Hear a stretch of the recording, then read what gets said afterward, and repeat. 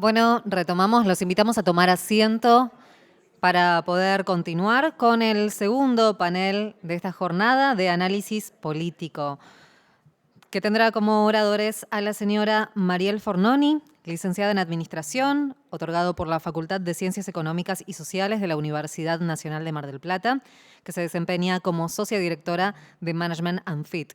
Doctora en Dirección de Empresas y magíster en Dirección de Empresas por la Universidad de Valencia, España. Cuenta a su vez con un magíster en Gestión Universitaria por la Facultad de Ciencias Económicas y Sociales por la Universidad Nacional de Mar del Plata.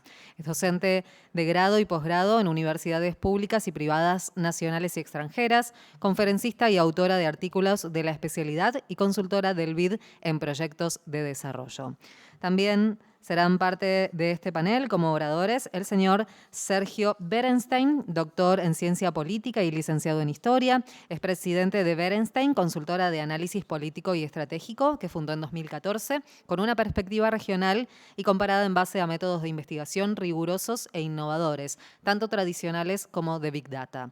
En ella trabaja con algunos de los principales líderes de la Argentina y la región, tanto del sector público como del privado, ayudándolos a comprender el cambiante entorno doméstico y global y a tomar decisiones en un contexto de alta incertidumbre.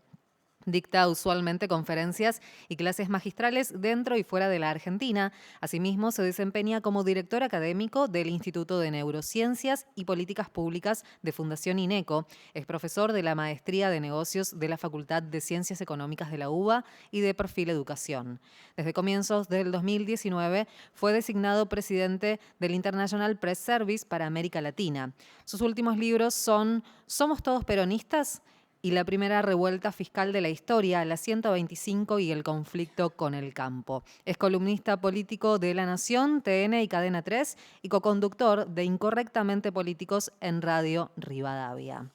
También tendremos la presencia del señor Marcos Novaro, licenciado en Sociología de la UBA, doctor en Filosofía de la UBA y diplomado en Derecho Constitucional y Ciencia Política del Centro de Estudios Constitucionales de Madrid.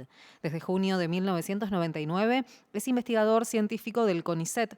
Actualmente se desempeña como investigador principal. Ha dirigido una decena de proyectos de investigación y actualmente coordina el programa de Historia Política del Instituto Gino Germani y el Archivo de Historia Oral de Argentina Contemporánea.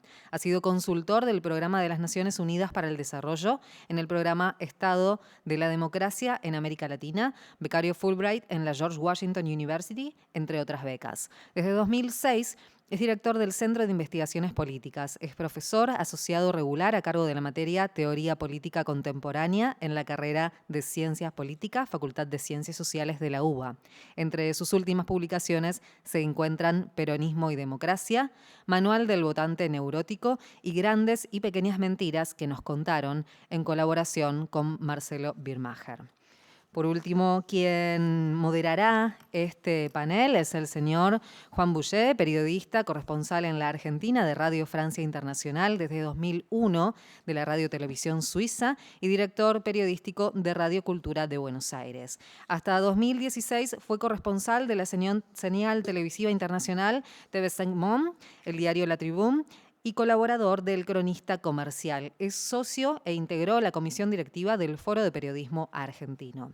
Anteriormente se desempeñó en París como editor de las newsletters Eco de Argentine y Amérique du Sud Actualité Économique, jefe de redacción y director del grupo Jeune Afrique, corresponsal de El Periodista, El Europeo y El Economista. Fue miembro del Consejo de Administración de Reporteros Sin Fronteras, socio fundador de la Asociación de Periodistas Especialistas en América Latina y el Caribe y de la Unión de Periodistas Argentinos en Francia. Nacido en Buenos Aires, Juan Bouget es egresado de HEC París. Entonces, sí, lo invitamos a iniciar este panel de análisis político. Hola, ¿se escucha? Bien. Bueno, muchas gracias, bienvenidos. Buenos días, bienvenidos a todos, a los que están aquí presencialmente y también a todos aquellos que nos siguen por streaming en este momento, en este evento que por primera vez es a la vez presencial y virtual. Es el panel de análisis político. El panel anterior se proyectó mucho hacia el futuro, un futuro de muchos cambios y con perspectivas positivas. veremos si podemos decir lo mismo del análisis político. Porque en este momento, obviamente, del punto de vista político, estamos todos focalizados en las elecciones, en los comicios del domingo que viene. Como siempre, las elecciones de medio término son elecciones determinantes, decisivas para el gobierno por los 2 años que van a seguir y para el país, obviamente, porque determinan el rumbo de la segunda mitad de un mandato presidencial. Y lo son especialmente este año por el contexto pandémico, por un lado, y por otra parte por la muy fuerte derrota, inesperada para muchos, que sufrió el oficialismo en las primarias. Derrota tan importante que hace pensar a muchos, algunos en todo caso, que ya está todo dicho, que el día importante no va a ser el 14, este domingo que viene, sino el día después, el 15. Pero será así. Acá Mariel tiene los números y ella nos va a decir cómo llegan el gobierno y la oposición a estos comicios. Muchas gracias, primero a la Cámara por la invitación y un placer estar presencialmente también porque hacía mucho tiempo que esto no sucedía, así que nos da la sensación de estar volviendo a la normalidad. La verdad es que, como vos decís, la elección fue un shock para muchos, más allá de que los números más o menos anticipaban los resultados, por lo menos en términos de los nacional. Nosotros siempre decimos que los votos que sacan los oficialismos en las elecciones de medio término tienen mucho que ver con el nivel de aprobación que tenga, porque de alguna manera están plebiscitando su gestión. De hecho, Alberto Fernández había hablado sobre qué era un plebiscito de su gestión. En ese momento el gobierno tenía 30 puntos de aprobación y obtuvo el 31,3% de los votos, con lo cual correlacionó bastante bien como suele hacerlo, el grado de confianza, el grado de aprobación en la gestión, uno mira distintos índices, pero todos estaban más o menos ahí. Me parece que el shock del gobierno hizo que no solo la derrota fuera fuerte, sino que además fuera muy fuerte lo que pasó después, digamos. Las desavenencias en la alianza o en la coalición de gobierno, sobre todo entre Cristina Fernández y Alberto Fernández, fueron muy fuertes y eso generó un después mucho peor, un golpe mucho más fuerte. De hecho, hoy nosotros tenemos una aprobación a la gestión de gobierno de 26 puntos, es decir, casi 4 puntos menos, con decimales, pero casi 4 puntos menos de lo que tenía en septiembre. Y si seguimos la misma lógica, eso nos indicaría que el gobierno estaría prácticamente, de acuerdo a nuestras encuestas a nivel nacional, con 2 puntos menos de lo que obtuvo para las PASO. Lo que pasa es que nuestro país también es muy dinámico y, por ejemplo, hechos como lo de ayer en torno a un tema de seguridad o de inseguridad genera también dudas, por ejemplo, con lo que pasó en un distrito muy populoso, ¿no? Como La Matanza, y que es de alguna manera donde el gobierno pensaba recuperar parte de los votos, por lo menos en la provincia de Buenos Aires. Entonces, la verdad que esto es dinámico en el día a día.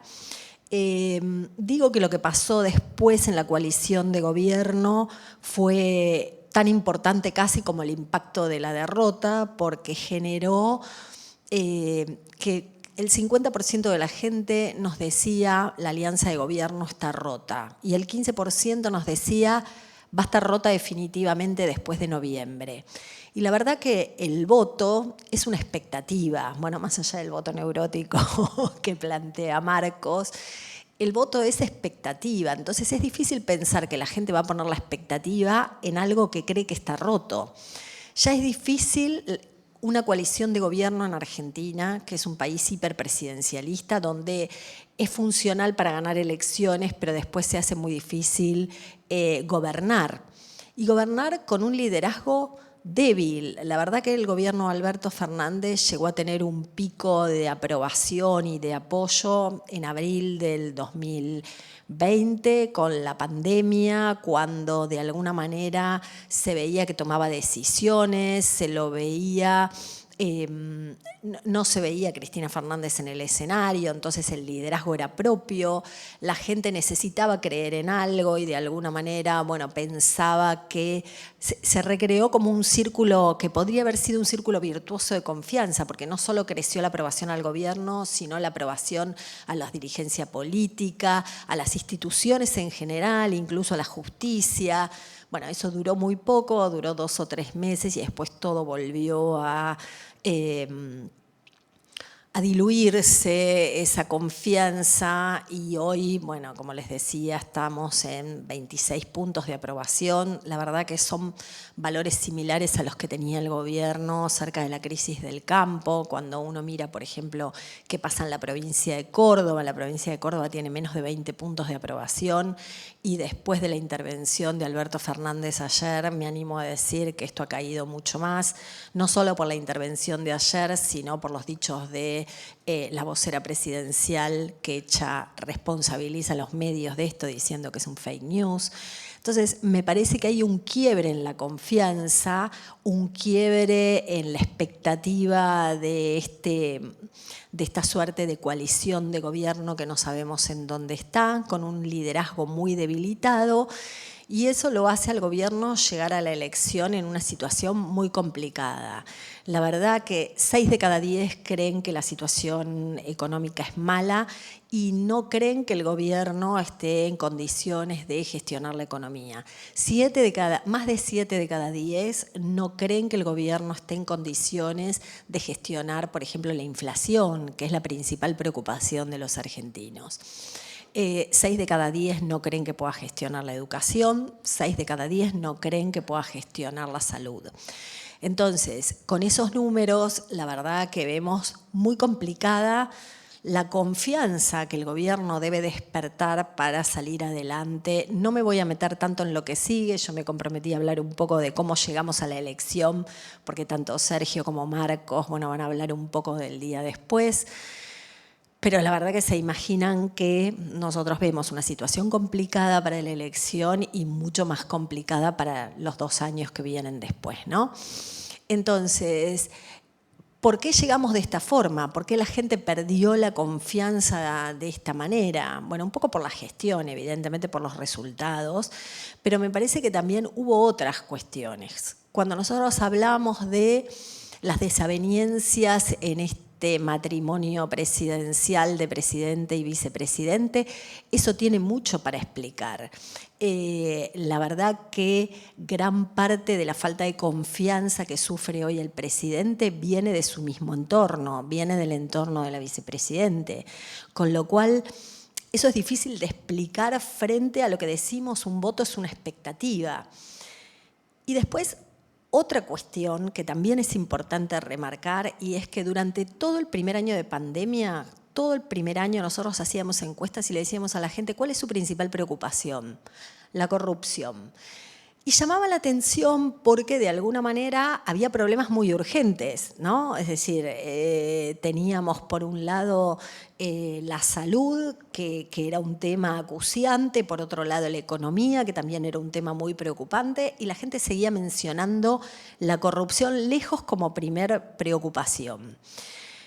Y esto es porque de alguna manera también la gente entiende que la corrupción es un tema endémico en nuestro país y que es el causante prácticamente de todos los males y que la vacuna que no tenía era porque la tenía otro y que la obra pública que faltaba era porque los fondos se habían desviado hacia otro lado y que la economía estaba mal porque evidentemente había fondos que se habían desviado a donde no se tenían que desviar. Y porque las instituciones no le brindaban la garantía que le tenían que brindar porque había mucha corrupción. Y esto era transversal a todo, y era transversal no solo a quienes no votaban a este gobierno, sino también a quienes lo habían votado. Y esto era lo que llamaba la atención. Y cuando sucedió lo de la foto de la fiesta de Olivos, cuando se dio a conocer la foto de la fiesta de Olivos, uno dice, bueno, era una foto de una reunión privada. La verdad que fue transversal a todo y la caída que tuvo el gobierno en ese momento fue muy, muy fuerte. Y esto tenía que ver con que también era transversal a todos los sectores y a todos los temas. O sea, había alguien que no había podido despedir a su familiar porque estábamos todos haciendo caso y guardados por esta cuarentena tan extensa. Había alguien que había cerrado su pyme, había alguien que había perdido su trabajo, había alguien que no podía ver a sus nietos o a sus abuelos durante muchísimo tiempo. Y entonces esto fue como la corrupción puesta en escena. Y me parece que fue un golpe muy, muy fuerte para el gobierno y que tuvo que ver con esta preocupación acerca de la corrupción que venía extendiéndose. Obviamente hoy en primer lugar la primera preocupación de la gente es la inflación, los temas económicos en general y dentro, o sea, la pobreza, el desempleo, la suma de los temas económicos hoy está por encima de la corrupción. La inflación aparece como el tema principal, pero también es cierto que la corrupción sigue en segundo lugar. Obviamente la inseguridad también es una preocupación fuerte, pero tiene que ver más con los temas más de municipio, ¿no? Cuando uno hace encuestas en provincias o cuando uno hace encuestas en municipios, la inseguridad aparece muy fuerte. En los temas nacionales tal vez está un poco por debajo, pero sí los temas económicos y sigue apareciendo la corrupción. Entonces uno dice, bueno, ¿qué va a pasar el día de la elección? Como ya les dije, nosotros vemos un resultado negativo para el gobierno, producto de que bueno, la gestión, la aprobación de gestión sigue cayendo, la confianza no se recupera y por otra parte también vemos que la posibilidad que tenía el gobierno de crecer era fundamentalmente promoviendo la asistencia electoral en estos distritos, sobre todo el tercer cordón, donde había habido una baja participación electoral y el gobierno podía crecer. No veíamos transferencia de votos de gente que haya votado a otros espacios y ahora decidiera votar al gobierno. Solamente el incremento tenía que ver con la participación electoral. Pero bueno, temas como el de ayer muestran que evidentemente la gente está pensando otra cosa y no sé si van a poder tener una recuperación ni siquiera en esos distritos. Entonces, ¿qué impacto tiene esto? ¿Qué impacto práctico tiene esta votación que tenemos el domingo y que muestra un resultado adverso para el gobierno? Bueno, fundamentalmente en que si esos datos se ratifican un poco lo que pasó en las PASO e incluso en una situación más profunda, el gobierno va a perder el quórum propio en el Senado y obviamente no va a tener quórum propio en diputados, esto era algo que era muy, muy poco viable, y también podría pasar que perdiera la mayoría simple en diputados si es que el voto se termina concentrando más en Juntos. Para las PASO, el 88,5% de los votos válidos se vieron polarizados entre las dos fuerzas mayoritarias. Si el voto no se abre en otras fuerzas, más allá de que nosotros vemos un crecimiento en la izquierda, pero es producto fundamentalmente de un voto que pierde incluso el Frente de Todos, y vemos un crecimiento en el Partido Libertario, sobre todo en la ciudad de Buenos Aires, si el voto termina concentrándose a nivel nacional en Juntos, podrían llegar a tener la mayoría simple en diputados. Eso todavía no está claro, veremos la profundidad del cambio, pero me parece que más allá de los efectos prácticos que tenga en el Congreso, que en definitiva es una elección de medio término, donde lo que se pone en juego es la nueva conformación de las fuerzas en el Congreso, tiene un efecto sobre qué va a pasar con la coalición de gobierno, qué va a pasar con esta situación entre Cristina Fernández y Alberto Fernández, que evidentemente tiene mucho de emocional y evidentemente han demostrado que las emociones no los han llevado a buen puerto. Y por otra parte, con lo que sigue, ¿no? El camino a la elección 2023. Nosotros la verdad que nos la pasamos de elección en elección y seguramente creo que en enero, marzo, a más tardar, vamos a estar hablando ya de la campaña 2023 y de lo que viene. Así que no me quiero extender y nos dejamos para las preguntas sobre la elección y le paso sí, muchas gracias, la palabra Mariel, a Marcos. por ese panorama. panorama es muy complicado para el gobierno, porque ya venía mal, según lo que contaste, debilitado, dividido, pérdida de confianza, y si se cumple lo que anunciás en estas elecciones va a estar mucho peor el 15, ¿no? El lunes 15. Así que la pregunta para Marcos sería, ¿qué pasa el 15? ¿Cómo queda el gobierno? ¿Podrá sobrevivir? ¿Qué desafíos para el gobierno y para la oposición también, sobre todo quizás? Bueno, muy buenos días. No tengo la menor idea qué va a pasar el 15, así que podemos dejarlo ahí ya, digamos, ¿no? O sea, ¿quién sabe? Vamos a ver. Tengo sí algunas expectativas, digamos.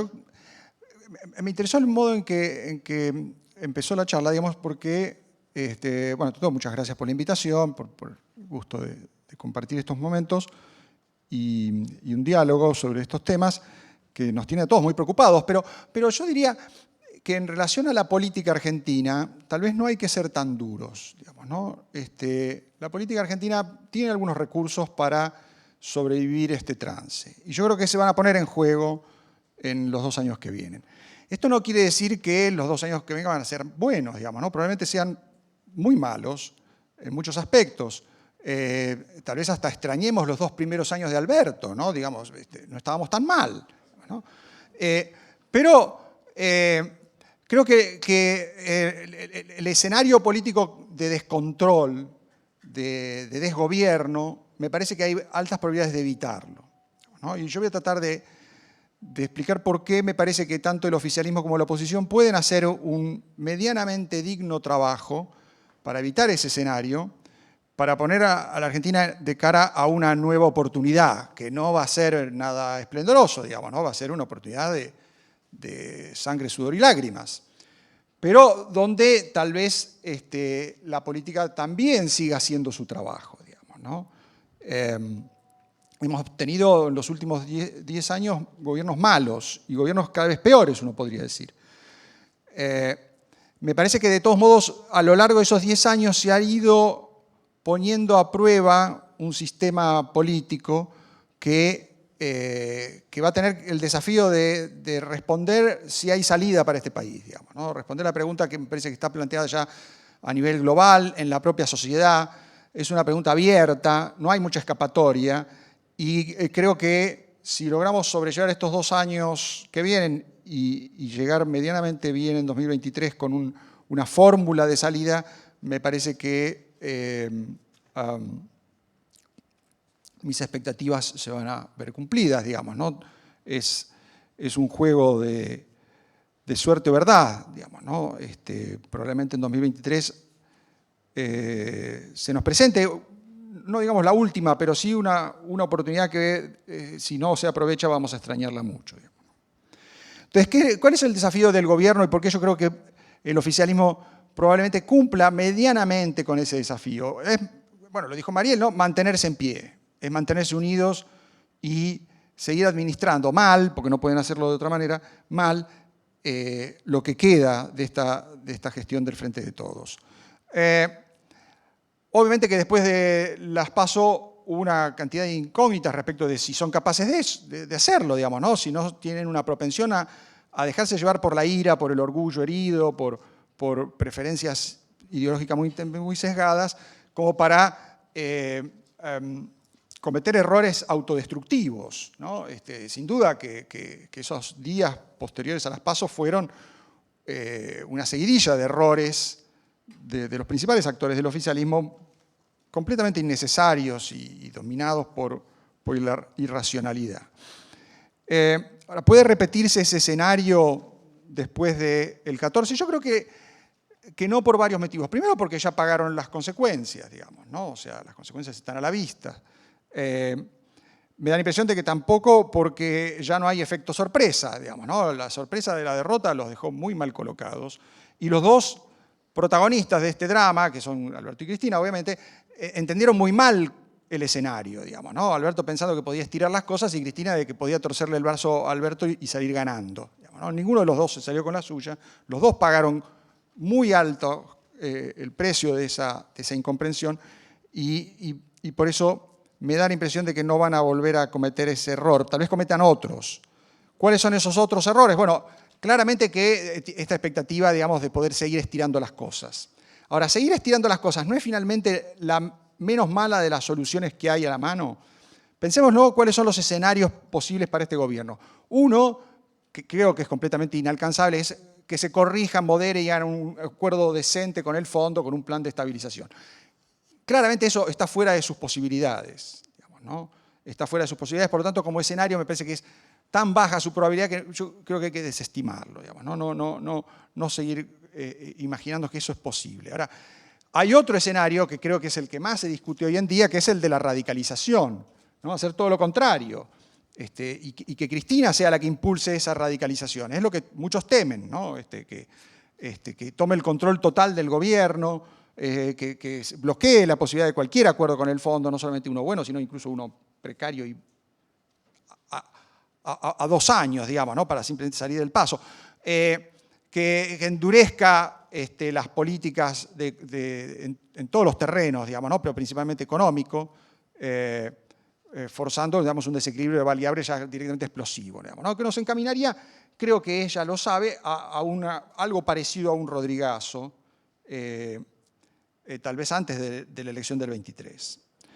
Me da la impresión de que como los pronósticos son muy negros sobre esa posibilidad, y ella no los desconoce porque habla con los economistas que formulan esos pronósticos, más allá de que después promueve a otros economistas, digamos, para ocupar cargos, pero digamos, ella cuando escucha, no escucha a Feletti, ¿no? Solamente, o por lo menos no solamente. Digamos, ¿no?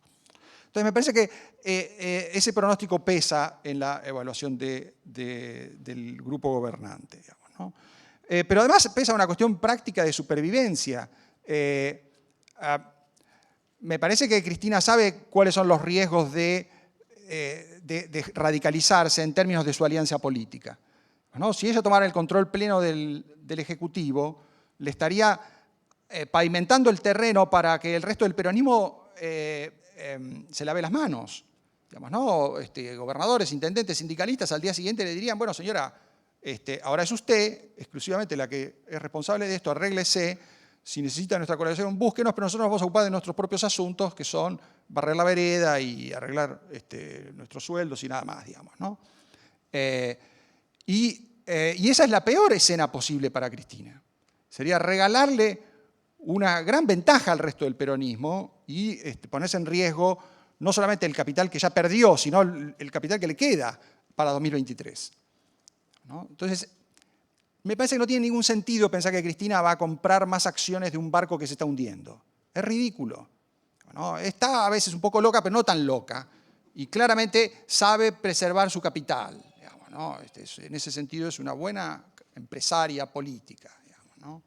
Entonces yo creo que esa tampoco es una posibilidad que tenga muchas chances, digamos, ¿no? Seguramente gestos de radicalización va a haber, pero me da la impresión de que si entonces estamos en el rango de los grises, digamos, ¿no? No hay camino a la moderación, tampoco hay un camino a la radicalización, lo que hay es parches. Lo que hay para adelante es parche, parche y parche.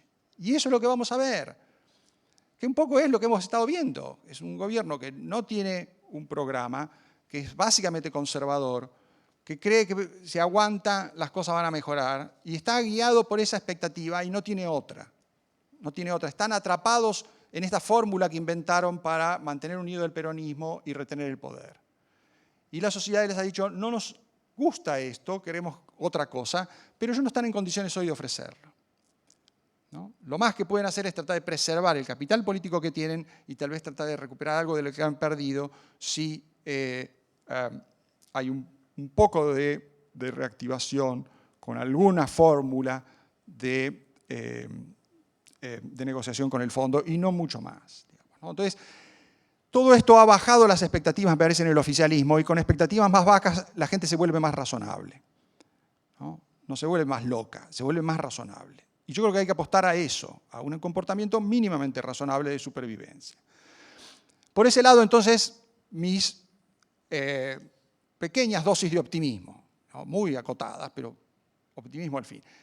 ¿Qué pasa con la oposición? Me parece que la oposición también tiene un papel que cumplir en estos 2 años, porque lo vimos ya en 2013 a 2015, el que viene financia al que se va, digamos, ¿no? El que viene genera expectativas y entonces dejan de caer los precios de las acciones, de las empresas, de las propiedades. La gente deja de fugar tanta plata y pagar tanta brecha y dice, bueno, esperemos, porque ¿para qué voy a seguir pagando tanta brecha? Sí. ¿Se entiende? Entonces eso va a pasar. Eso va a pasar. Si la oposición hace bien su trabajo, ¿no? ¿Y qué es hacer bien su trabajo? Bueno, tiene que formular algo mucho mejor de lo que ha venido formulando hasta ahora, que es simplemente recojamos los fracasos del oficialismo, digamos, ¿no? Eso lo hacen más o menos bien, pero no está muy claro si son capaces de presentar una fórmula de gobierno que sea un poco mejor que la de 2015. Para repetir el 2015, la sociedad ya lo ha dicho, mejor me quedo en mi casa, no voy a votar de vuelta esto, ¿no? Que ya se intentó, ya fracasó y en condiciones peores fracasaría a las 2 semanas, no va a esperar dos años para fracasar una fórmula como la intentaron en 2015. Va a fracasar a las 2 semanas. Eso me parece que está bastante claro. Ahora, la oposición puede hacer su trabajo.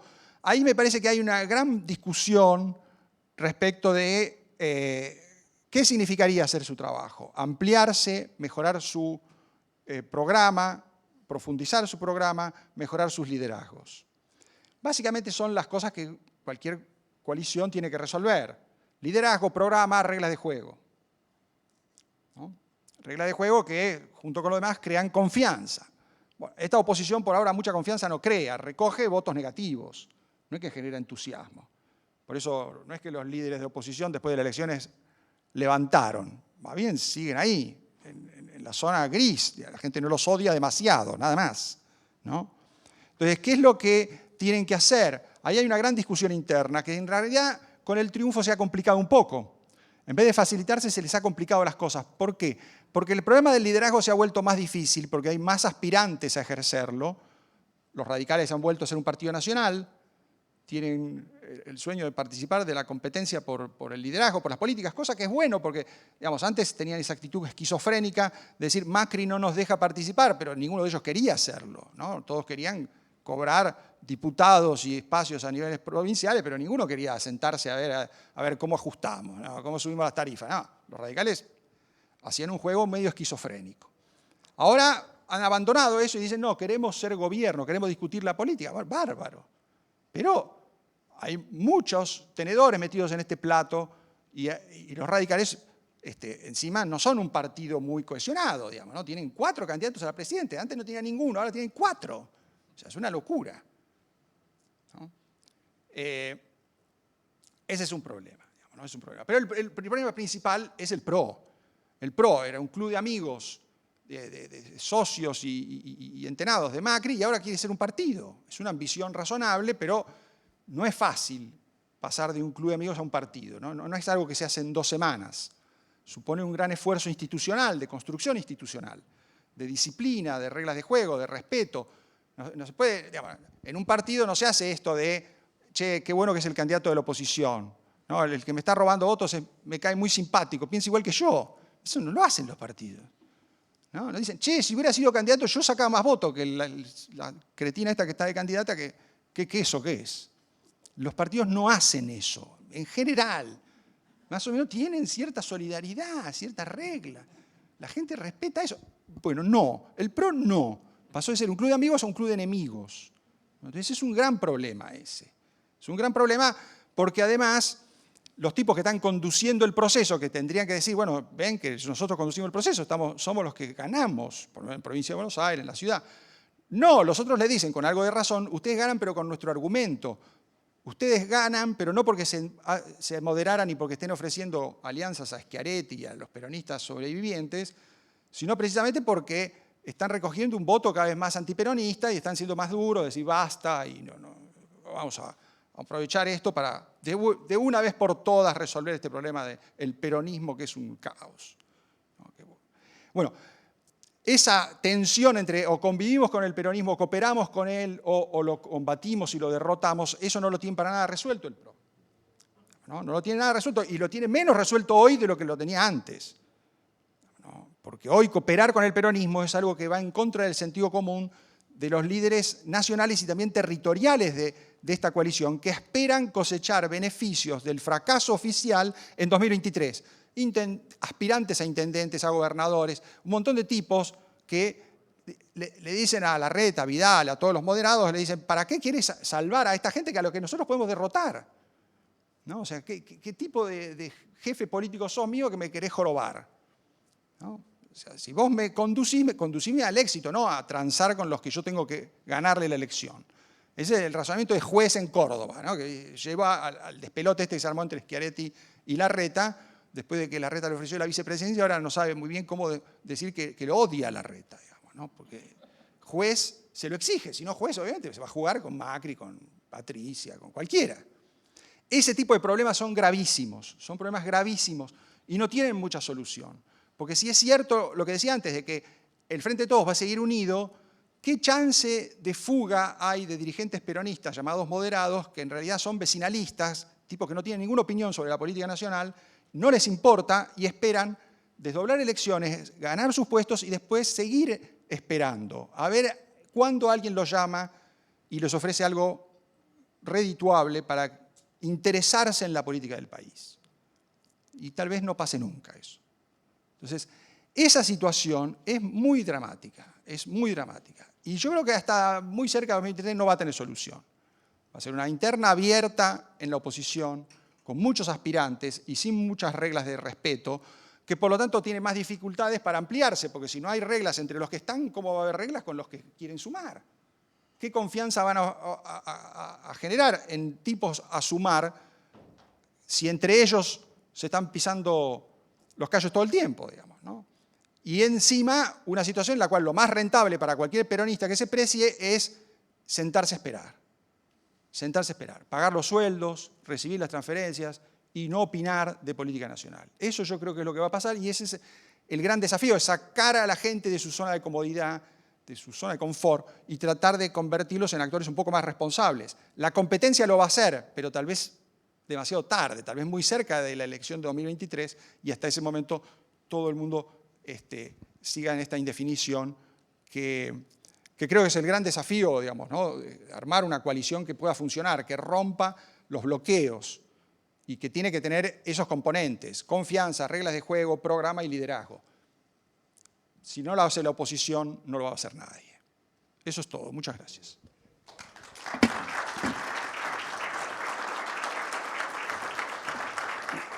Muchas gracias, Marcos. Empezaste tu exposición con un noto de optimismo, que después no la vi, después estuve escuchando, me pareció, ahora resignación quizás, porque al ver el panorama del gobierno, bueno, se evitará seguramente, según dices, la radicalización, pero no habrá un giro pragmático, entonces va a ser una especie de status quo mediocre. Y del otro lado, la oposición parece que no va a estar a la altura de sus responsabilidades en un momento así. O sea, bueno, esperemos. Bueno, muchas gracias en todo caso, y sobre todo con el toque de humor que le pusiste a algunos comentarios. Ahora, tendríamos que estar en contacto con Sergio Berenstein. Sergio, ¿estás ahí? Sí, aquí estoy. ¿Qué tal, Sergio? Muy bien, un gusto verte. Bueno, quizás vos nos podrás esclarecer un poquito más sobre este tema, especialmente del día después, si va a haber giro pragmático o radicalización. ¿Cuál es tu escenario preferido, al que vaticinás, y qué es lo que podría pasar? Muchas gracias por la convocatoria. Un gusto estar con ustedes. Una cosa es lo que quiero que pase y otra cosa es lo que creo que va a pasar, ¿no? Obviamente. Me voy a referir a lo que creo que lo que va a pasar, y coincido con lo que acaba de expresar Marcos. El escenario de radicalización me parece que es analíticamente interesante, pero fácticamente imposible, porque este es un gobierno que tiene muchas características, pero no tiene un vector de poder interno que efectivamente haga factible esta radicalización. Y de hecho, cuando uno piensa qué fue lo que hizo Cristina después de la derrota en las PASO, fue pedir el ingreso de Mansur. Luego de amenazar con retirar algunos de sus ministros, no todos. Se olvidó, por ejemplo, del viceministro de Justicia, del titular de la AFI, de quienes conducen el PAMI y el ANSES. O sea, donde había poder y caja, ella no retiró a sus representantes, ¿no? pero después pidió el ingreso de Mansur. O sea, lejos de una radicalización, en todo caso, hubo una rendición al peronismo territorial. Y yo creo que en ese sentido, una de las hipótesis es que esto se va a profundizar después de la elección, en el entendimiento de que esta es una coalición donde van a perder figuras importantes, el presidente, la vicepresidente, algunos gobernadores como Kicillof, y en términos relativos van a ganar algo de peso aquellos líderes que territorialmente ratifiquen su condición de ganadores, ¿no? Entonces puede ser que en sí mismos ninguno individualmente tenga el peso político del presidente o la vice, pero en conjunto podrían eventualmente constituir un vector que intente garantizar gobernabilidad. Después hay que ver si lo logran, pero que intente garantizar gobernabilidad.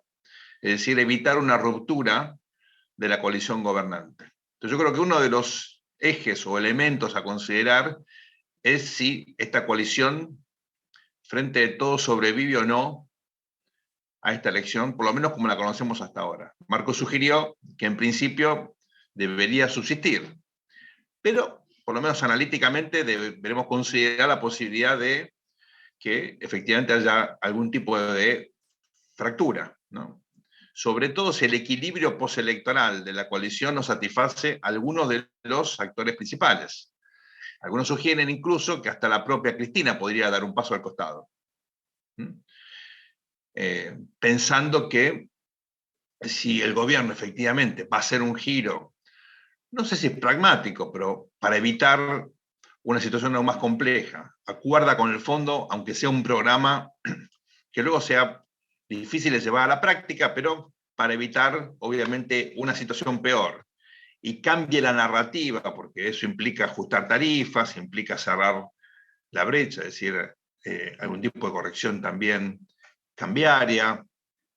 Bueno, esa tal vez prefiera en la derrota preservar su base de sustentación, que está en contra de esas políticas, como vino adelantando la Cámpora últimamente, y efectivamente eso lo lleve no a una situación de pasar a la clandestinidad, como hicieron los montoneros cuando se retiraron de la Plaza de Mayo, pero sí de no acompañar ese giro que podría hacer el gobierno, ¿no?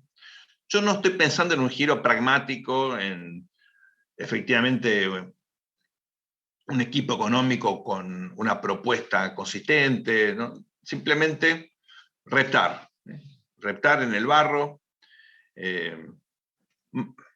Marco se refería recién a improvisar, a parches, puede ser. Yo creo que hay bastante, digamos, experiencia en la Argentina de esto de ir procrastinando, de ir postergando decisiones importantes y que la haga otro, o intentar que lo haga otro. A veces esto sale, entre comillas, bien, y los gobiernos logran que el peso lo pague otro, o que la crisis explote más adelante. Lo logró Menem, y le explotó de la Rúa, lo logró Cristina y le explotó a Macri. Lo interesante es que en este caso hay muchas chances de que esta crisis no pueda ser postergable y que esta improvisación, este marine through, termine generando una corrección de mercado.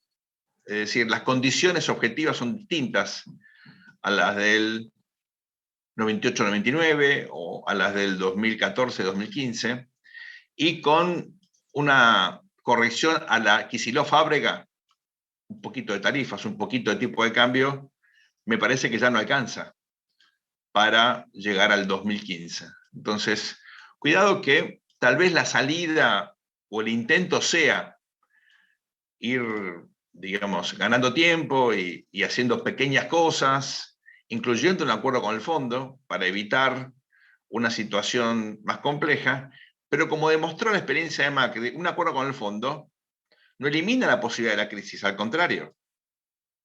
Macri, con mucho apoyo del fondo, un apoyo históricamente, digamos, muy significativo, igual tuvo la crisis, porque hay condiciones ya donde se combinan desequilibrios macro y debilidad política que vuelve a un acuerdo con el fondo relativamente irrelevante, ¿no? Entonces, cuidado que La secuencia es más importante probablemente que los primeros movimientos.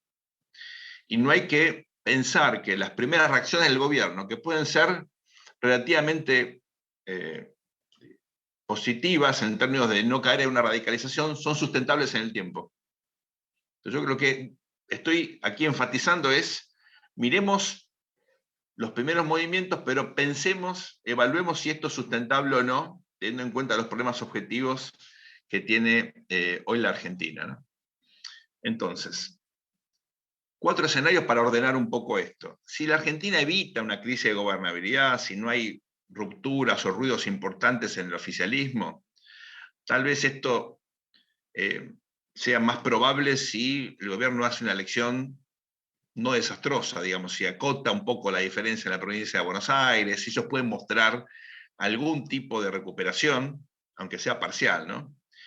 Si esto es así, y efectivamente vamos a un acuerdo con el fondo, hay un sendero de relativa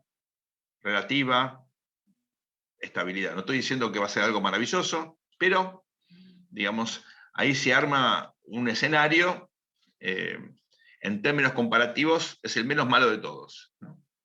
Ustedes dirán, bueno, pues el acuerdo con el fondo no resuelve nada, y es cierto, pero el no acuerdo complicaría todo muchísimo más. Y el gobierno esto lo sabe. El peor escenario sería sin acuerdo con el fondo y con una crisis de gobernabilidad, porque obviamente ahí las chances de que esto dispare una corrección de mercado rápida son mucho mayores. Ustedes dirán, es mejor el fin de la agonía que una agonía sin fin. Bueno, puede ser, pero hay que transitar otra corrección de mercado. La Argentina, cada vez que tuvo estos episodios, salió obviamente más pobre y más injusta. Y una cosa es tener esto en el año 75, cuando había 8% de pobreza y 4% de desocupación, y otra cosa es tener una crisis como la de Rodrigazo ahora, con la mitad de la población debajo de la línea de pobreza y con un problema de empleabilidad realmente enorme, ¿no? Y luego hay 2 escenarios intermedios, donde hay acuerdo con el fondo y hay una ruptura en el gobierno, y donde no hay acuerdo con el fondo y no hay ruptura en el gobierno. Los dos son subóptimos. Yo creo que el menos malo sería con acuerdo con el fondo, aunque haya una ruptura en el gobierno, sobre todo si esa ruptura implica un relativo, una relativa pérdida de influencia de los sectores más duros, ¿no? Ahora, yo no hablé de la oposición aquí, porque creo que efectivamente la oposición no va a tener un rol importante en la gestión de gobierno. Creo que la posibilidad de que haya un pacto de la Moncloa, como ustedes quieran llamarlo hoy, como bien explicó Marcos, es muy acotada, no porque no sea necesario, sino porque no están las condiciones para que eso se logre. No hay confianza entre las partes, no hay incentivos para pactar. El acuerdo tiene que lograrse en un contexto en el cual claramente todos ganen con eso. Yo y la oposición, desde el punto de vista individual, egoísta, no gana con ese acuerdo. Algunos de las palomas de Juntos por el Cambio argumentan lo contrario. Dicen, si el gobierno comienza a hacer las correcciones macro, eso a nosotros nos conviene porque en el año 2023 va a haber un porcentaje de lo que indudablemente hay que hacer, ya por lo menos iniciado, ¿no? Bueno, creo que es un argumento bastante plausible, hay que pensarlo, pero no creo que de todas maneras haya un consenso interno dentro de la coalición de oposición para que esto avance, sobre todo si el resultado de este domingo incrementa las chances de una alternancia en el 2023. Quiero culminar mi comentario con algo de optimismo, pero no porque crea que van a ser relativamente buenos los próximos 2 años, sino porque creo que vamos a votar este domingo sin que haya muchas dudas o dudas realmente relevantes respecto de la transparencia del proceso electoral. En Estados Unidos hay un 36% de la población que cree que el resultado de las últimas elecciones estuvo viciado. En Brasil, el propio presidente Bolsonaro genera dudas sobre la transparencia del proceso electoral. En Argentina había dudas en las PASO. Incluso muchos pensaban que el recuento iba a ser tortuoso, que íbamos a estar hasta altas horas de la noche con incertidumbre, y nada de eso ocurrió. No estoy diciendo que en Argentina no haya que hacer reformas en el sistema electoral, al contrario, hay que hacerlas y muchas. El sistema de votación es arcaico y absurdo, deberíamos tener por lo menos boleta única, el financiamiento de las campañas es una vergüenza, el gobierno se encargó con el plan Platita de demostrar que es una vergüenza. Para que hay una regla de financiamiento de las campañas, el gobierno cree que puede hacer lo que quiere, incrementar el gasto electoral sin ningún tipo de restricción. Por suerte la justicia le puso algún límite, no el necesario, pero algún límite le puso, pero es una vergüenza que eso ocurra. No estoy hablando de que es un sistema ideal, ni mucho menos. Lo que digo es que no hay dudas respecto a la transparencia del proceso electoral, y eso genera un piso de legitimidad democrática que es muy importante. No tener eso nos convertiría en un país muchísimo peor. Y si no, pregúntenle a los venezolanos, a los nicaragüenses, o a los norteamericanos, que descreen de la transparencia de su proceso electoral, ¿no? La segunda cuestión es que si los pronósticos de Mariel se confirman este domingo, vamos a tener dos coaliciones que en conjunto van a representar cerca del 75% más o menos del electorado. Y desde 2015 pasa lo mismo. Entonces, acá hay un sistema político que funciona mal, que tiene un montón de problemas, conformado por dos coaliciones heterogéneas, bastante disfuncionales, con problemas de egos, de falta de programas. Hay una lista enorme de cosas por mejorar, pero no hay vacío de poder en términos de fragmentación del sistema político.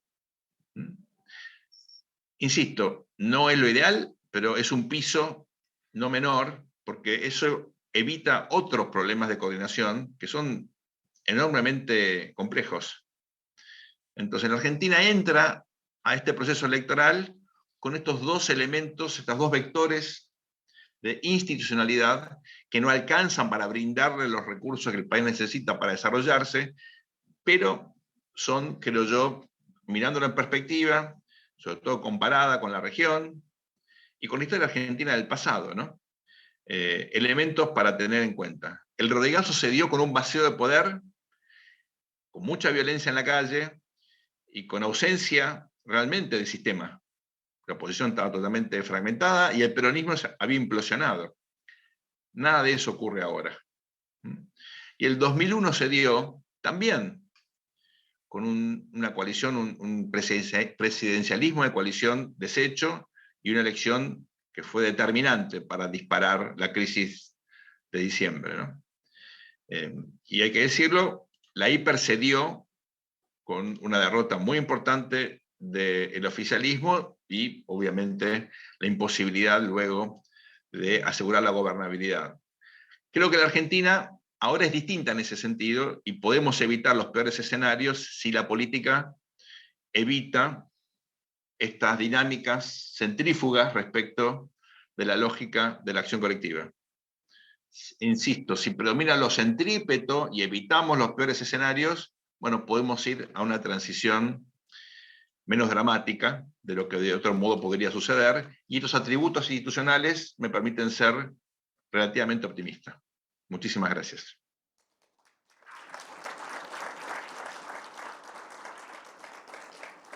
Muchas gracias, Sergio.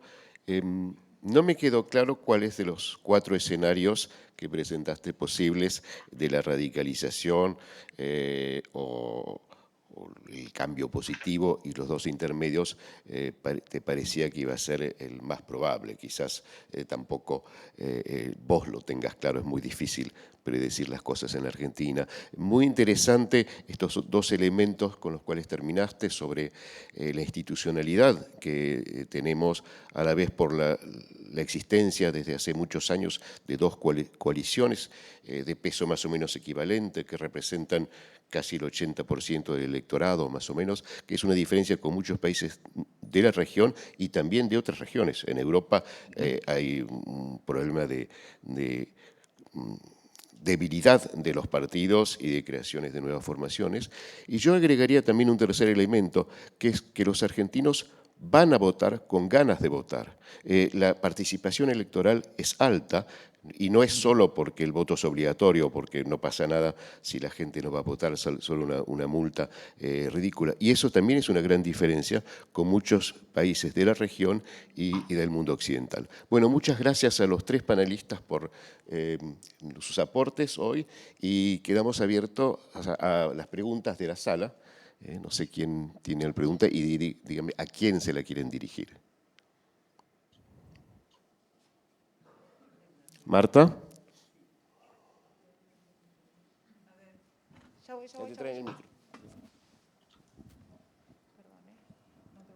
Si yo entendí bien las exposiciones, lo que hay tanto en el oficialismo como en la oposición es lucha de poder.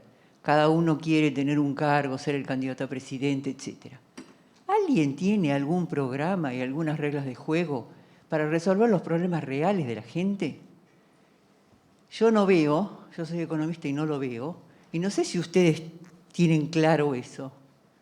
¿Las luchas dentro de la oposición son luchas por diferencias de programa y de reglas de juego? ¿O son simplemente luchas de poder como yo lo entiendo? ¿Y quién resuelve los problemas de la gente? ¿Contestar? Pero a ver, yo creo que por eso cuando empezó el proceso electoral, nosotros habitualmente tenemos un 10% de gente que nos dice: no quiero contestar, no me hables de encuestas electorales, no quiero saber nada. Eso creció a 25%. El 25% cuando uno hablaba elección decía: salí de acá, ni me hables. ¿Por qué? Porque la dirigencia política no le responde a sus problemas, porque la gente te decía, yo creo que esto en definitiva, todos los que se dedican a la política se siguen dedicando a esto hace 20.000 años y nosotros seguimos cada vez peor. Y eso nos generó a nosotros la duda de qué iba a pasar en la elección.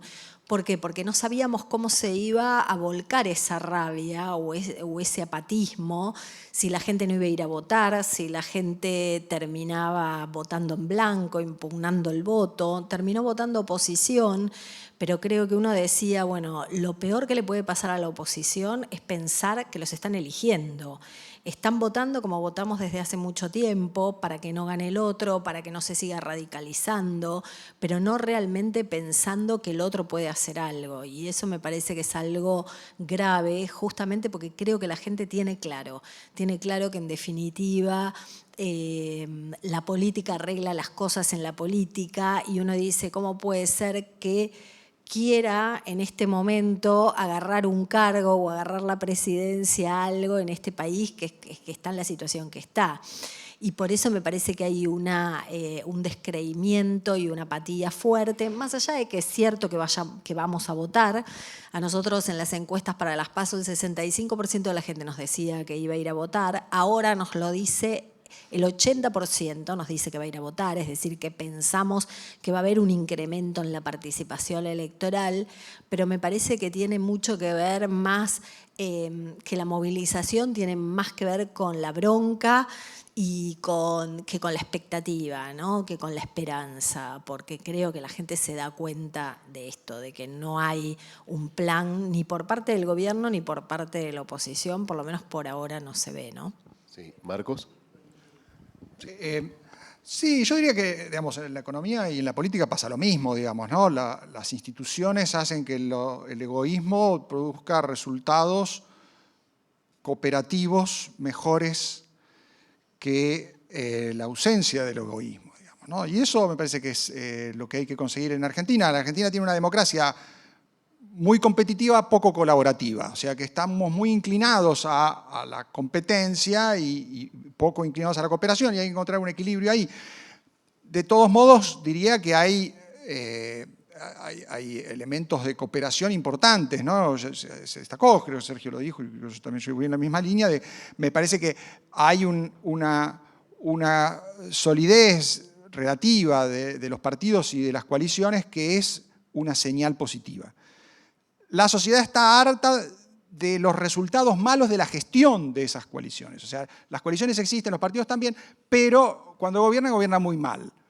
Entonces, va a primar el desánimo, y si esto sigue así, a la corta o a la larga sí, digamos, ¿no? Podemos llegar a una situación parecida a la de fines de los 90, ¿no? Donde también teníamos instituciones políticas que se estaban mejorando, pero que estaban produciendo problemas de gobierno cada vez más difíciles de resolver, y el estallido de esos problemas de gobierno generó que se vayan todos, qué sé yo, y después el que vino fue, sabemos, ¿no? Un gran manipulador que destruyó las bases de la economía que le sostuvieron su éxito, ¿no? Es una gran perversión histórica. Entonces, sería bueno evitar ese tipo de estallidos, y la política creo que tiene algunas señales de alarma que pueden llevar a los actores, por su propio autointerés, a tener mejores resultados colaborativos. ¿Cuáles son esas señales? En parte, este estado de desánimo y de hartazgo, digamos, ¿no? Y de cada vez más gente enojada. En parte, el hecho de que todos son muy débiles, ¿no? O sea, no hay ningún tipo que hoy descolle que sea el candidato firme a ganar. Eso es muy bueno porque genera un escenario donde todos necesitan a los demás. Aún ganando, van a ganar por muy poco, digamos, ¿no? Entonces necesitan muchos socios. Eso es bueno. Y me parece que lo otro que me parece que es bueno es que hay tiempo. O sea, de acá a 2023, me parece que todo el mundo sabe lo que hay que hacer. Todo el mundo sabe cuál es su trabajo. Hay que ver si lo hace. Pero los opositores saben que tienen que hacer este esfuerzo de mejorar sus liderazgos, su programa y sus reglas de juego. Y si lo hacen, pueden ampliarse y ganar, y tal vez hasta tener chance de salir bien parados, digamos, ¿no? De que la gente no los odie a los 6 meses. Eso supone una situación, un gran capital que Argentina no suele tener, que es tiempo. O sea, en Argentina las cosas te suceden y ya estás, no te desayunaste de lo que pasó y ya estás en medio de la crisis siguiente. Y no tenés posibilidades de prever. Ahora hay una gran posibilidad de prever porque este gobierno es muy malo, pero es estable. Esto no se va a caer. Esto va probablemente a durar hasta 2023. Y las variables que conocemos del drama argentino están bien a la vista. Entonces, me parece que es espectacular la situación en términos de la oportunidad que hay para que la gente desarrolle su arte político cooperativo. Deje de lado un poquito la competencia y coopere un poco más. Y eso es todo, no hay ninguna ciencia. Es un problema práctico, digamos. Bueno, muchas gracias, Marcos. Yo agregaría que es interesante porque la clase política está devaluada, la gente está enojada, pero no hay un que se vayan todos como antes. Al contrario, todavía no. Bueno, espero que no venga. Me dicen que estamos muy atrasados y que no hay lugar para más preguntas. ¿Puede ser? ¿Es así? Bueno, en todo caso, ¿sí? Una más. Ah, muy bien, una más. Máximo. ¿No hay posibilidad de que surja un albertismo? Que Alberto diga, bueno, hay que hacer la reforma ahora, tengo el apoyo de los sindicatos, tengo el apoyo de los gobernadores, voy a tomar la manija y voy a hacer lo que hay que hacer. Marcos. Tendríamos que haber cerrado. Bueno, siempre hay posibilidades de milagros, digamos, ¿no? O sea, Alberto puede sorprendernos. La rebelión existió esa semana de pospaso, ¿no? Alberto creyó que podía torcerle el brazo a Cristina, le duró dos horas, ¿no? Le dieron un poco de ánimo a algunos, Belis y compañía, y Guzmán, hasta que a Guzmán lo llamó Cristina y le dijo, che, con vos no es. Y después se desarmó eso. ¿Por qué se desarmó?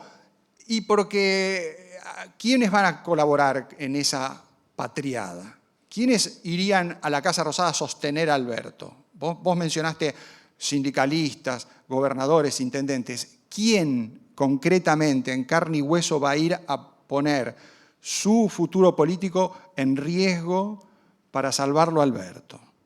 Ese día dramático de la pelea no fue nadie. Después él consiguió que vinieran a Buenos Aires Mansur y Uñac. Uñac simplemente para decir que no iba a volver a Buenos Aires nunca más, que era la última vez que venía, y Mansur para decir que sí, se quedaba, pero si dejaba todo el escenario a él para desplegar su